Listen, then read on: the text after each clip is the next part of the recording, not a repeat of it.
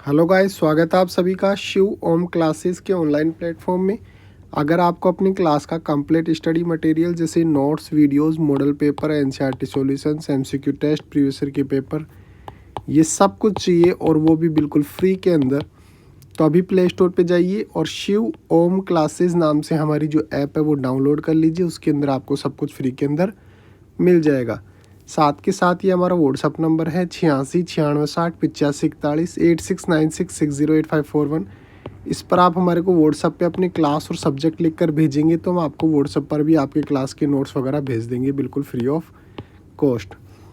तो अब हम बात करने वाले हैं हमारी जो संविधान सभा थी उसकी मांग कब और किसने की। तो हम क्या पढ़ने वाले हैं, संविधान सभा की मांग। तो संविधान सभा की मांग, तो सबसे पहले 1895 ईस्वी के अंदर बाल गंगाधर तिलक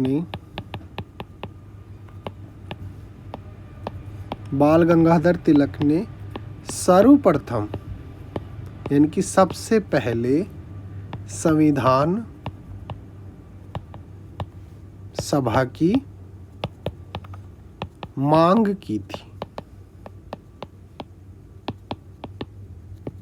तो 1895 ईस्वी के अंदर बाल गंगाधर तिलक ने सर्वप्रथम संविधान सभा की मांग की थी। फिर उसके बाद में आता है 1922। 1922 में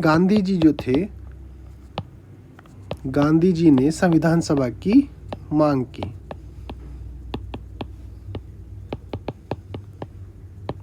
और उन्होंने साथ में क्या बोला कि जो संविधान जो है वो भारतीयों द्वारा बनाया जाना चाहिए। उन्होंने क्या बोला, भारतीयों के द्वारा संविधान का निर्माण किया जाना चाहिए। तो 1895 में बाल गंगाधर तिलक ने सर्वप्रथम संविधान सभा की मांग की। 1922 के अंदर गांधी जी ने जो हमारी संविधान सभा थी उसकी मांग की थी और उन्होंने कहा था कि जो संविधान है वो भारतीयों द्वारा निर्मित किया जाना चाहिए। उसके बाद में आती है 1928। 1928 के अंदर जो नेहरू समिति जो थी इसने संविधान सभा का प्रारूप पेश किया। संविधान सभा का प्रारूप पेश किया। तो नेहरू समिति ने क्या किया, संविधान सभा का प्रारूप पेश किया। तो हम पहुंच चुके 1928 के अंदर। तो 1928 में क्या हुआ था, नेहरू जो समिति थी वो संविधान सभा का प्रारूप इन्होंने पेश किया था। उसके बाद आते हैं 1934 के अंदर। 1934 ईस्वी के अंदर जो एम.एन. रॉय जो थे, मानवेंद्र नाथ रॉय जो थे, उन्होंने संविधान सभा की मांग की थी।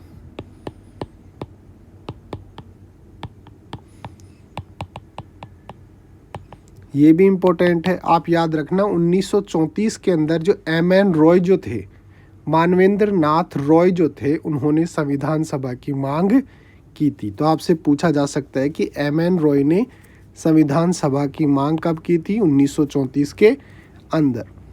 फिर हम आते हैं 1935 के अंदर। 1935 के अंदर जो कांग्रेस पार्टी जो थी उन्होंने आधिकारिक रूप से पहली बार संविधान सभा की मांग की। आधिकारिक रूप से पहली बार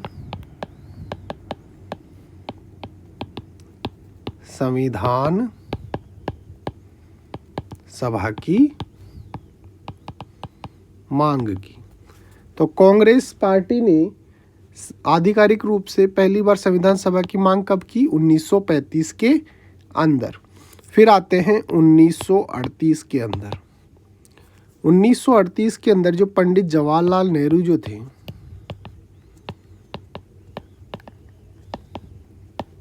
पंडित जवाहरलाल नेहरू जो थे वो कांग्रेस के प्रतिनिधित्व के रूप में पहली बार संविधान सभा की मांग करते हैं और बोलते हैं कि इसके अंदर सार्वभौमिक वयस्क मतदान द्वारा निर्वाचित इसका होना चाहिए। तो 1938 के अंदर जो पंडित जवाहरलाल नेहरू जो थे उन्होंने कांग्रेस के प्रतिनिधि यानी कि कांग्रेस के लीडर के तौर पर संविधान सभा की मांग की, जो कि सार्वभौमिक